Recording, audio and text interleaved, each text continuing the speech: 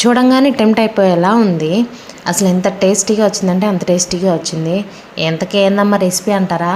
ఏం లేదండి, సిటీ నుంచి వస్తూ పనస తొనలు తెచ్చుకున్నా. దాంట్లో పనస గింజలు ఉన్నాయి. అవి పడేయడానికి మనసు ఒప్పదుగా. కాబట్టి ఆ పనస గింజలను ఉడకబెట్టి ఒక చిన్న రెసిపీలాగా ట్రై చేశాను. అది మాత్రం సూపర్ ఉంది. ఒక్కసారి మీరు అలా లుక్ వేసి ఒక్కసారి ట్రై చేసి చూడండి. నేను ఈ పనసగింజల పులావు రైస్ కుక్కర్లో చేస్తున్నాను. అసలు చాలా టేస్టీగా వచ్చింది. అడుగు కూడా మారలేదు. మీరు ట్రై చేయండి. ముందుగా రైస్ కుక్కర్ బౌల్ తీసుకొని దాంట్లో సరిపడంత ఆయిల్, అలాగే షాహీ జీరా, దీన్ని ఏమంటారో నాకు తెలియదండి, మీకు తెలిస్తే కామెంట్ చేయండి, చెక్క, బ్లాక్ ఇలాచి, లవంగం, మిరియాలు, అండ్ నెక్స్ట్ కొంచెం కరివేపాకు వేసి కొంచెం కలుపుకోవాలండి.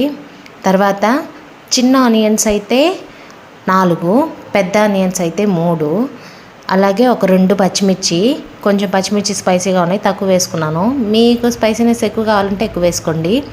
అలాగే ఒక 2 టమోటాలు గ్రేవీ కోసము. కానీ సూపర్ టేస్ట్ ఉందండి. కొంచెం మగ్గిన తర్వాత ఒక స్పూన్ నిండా అల్లం వెల్లిపాయ పేస్ట్ వేసేసేయండి. అది కొంచెం పచ్చాసం పోగానే 1.5 స్పూన్ కారం, అలాగే 1 స్పూన్ ధనియాల పొడి, నేను ఇంట్లో ప్రిపేర్ చేసుకునే గరం మసాలాది. స్మెల్ అయితే మూత తీయంగానే స్మెల్ అదిరిపోతుంది. 1/2 స్పూన్ గరం మసాలా అవి వేసి బాగా పచ్చాసన పోయిన తర్వాత 1/2 కప్పు పెరుగండి. ఇది గ్రేవీ ఎక్కువగా ఉంటే మనము ఒట్టిదే తినొచ్చు, పెరుగు రైతా ఏం అవసరం లేకుండా.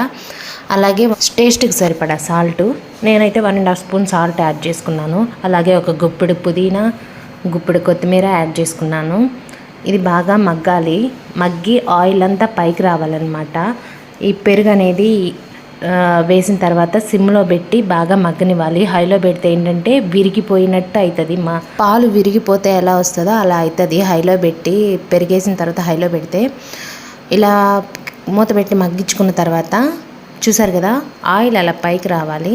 పైకి వచ్చిన తర్వాత మనం ముందుగా జీడి గింజల్ని బాయిల్ చేసి పెట్టుకున్నానండి. అలా బాయిల్ చేసుకున్న జీడి గింజల్ని హాఫ్గా అంటే సగంగా చాక్తో కట్ చేసుకున్నాను. ఇలా కట్ చేసుకున్న జీడి గింజల్ని మనం ఇప్పుడు వరకు మగ్గించుకున్న మసాలాలో వేసి ఒక్క 5 మినిట్స్ బాగా మగ్గనివ్వాలి. ఈలోపు మనం రైస్ కడుక్కుందాము. ముందుగా కడిగి పెట్టుకుంటే ఏంటంటే ఎక్కువగా ఉడికిపోద్ది. నేను నార్మల్ రైస్తోనే చేస్తున్నాను. నేను 2 గ్లాసులు రైస్ తీసుకున్నాను. ఈ 2 గ్లాసుల రైస్ కడుక్కొని గ్రేవీ అంతా రైస్కి పట్టేలాగా కలుపుకోవాలి. ఇలా కలుపుకున్న తర్వాత ఒక్క 2 మినిట్స్ మూత పెట్టేసి మగ్గనిద్దాము. తర్వాత నేను ఇక్కడ తీసుకుంది 2 గ్లాసులు బియ్యం కాబట్టి, నార్మల్ రైస్తో చేస్తున్నాను కాబట్టి 1 గ్లాసుకి 2 గ్లాసులు నీళ్లు పోయాలి.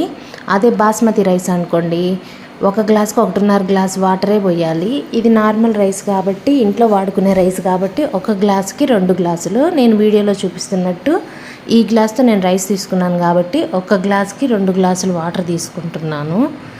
ఇప్పుడు నేను 2 గ్లాసులు తీసుకున్నాను కదా, 4 గ్లాసులు వాటర్ పోసుకుంటున్నాను. వాటర్ పోసుకున్నాక ఒకసారి రైస్ మొత్తం బాగా కలుపుకొని, అలాగే దీంట్లో 1/2 చెక్క నిమ్మకాయ పిండుకున్నాం అనుకోండి, టేస్ట్ సూపర్ ఉంటుంది. అలాగే టేస్ట్కి సరిపడా సాల్ట్ సరిపోయిందా లేదా అని చూసుకునేది ఇప్పుడే చూసుకొని సాల్ట్ కలుపుకోవాలి, తర్వాత కలుపుకోవడానికి ఉండదు. నిమ్మకాయ పిండుకున్న తర్వాత ఒకసారి కలుపుకొని రైస్ కుక్కర్లో పెట్టేసుకుందాం. మనము లంచ్కి ఏం చేయాలో అర్థం కానప్పుడు ఇలాంటి సింపుల్ రెసిపీస్ ట్రై చేస్తుంటాను. నేను ఆ రోజు లంచ్కి ఏం చేయాలో అర్థం కాలేదు. అలాగే పనసగింజలు ఉన్నాయి కదా అని గుర్తొచ్చి సరే మామూలుగా టమాటా బాత్ చేసినట్టు ట్రై చేద్దాం అనుకొని కొంచెం డిఫరెంట్గా ట్రై చేశాను. టేస్ట్ మాత్రం బాగా అయింది.